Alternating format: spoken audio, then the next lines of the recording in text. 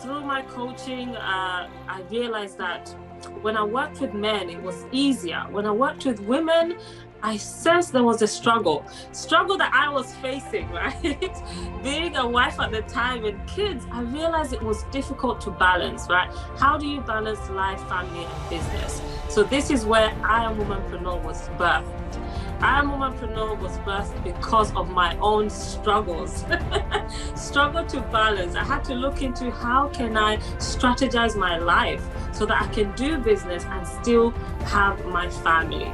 So long story, that was great, but I then later found that faith is something that most people or some people face when you haven't really understood yourself.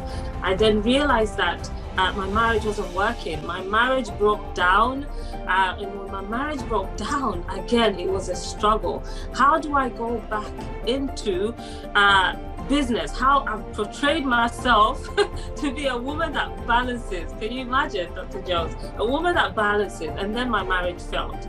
But when I did some research and reflections, I realized the reason my marriage failed wasn't because of the person. It was actually because of me.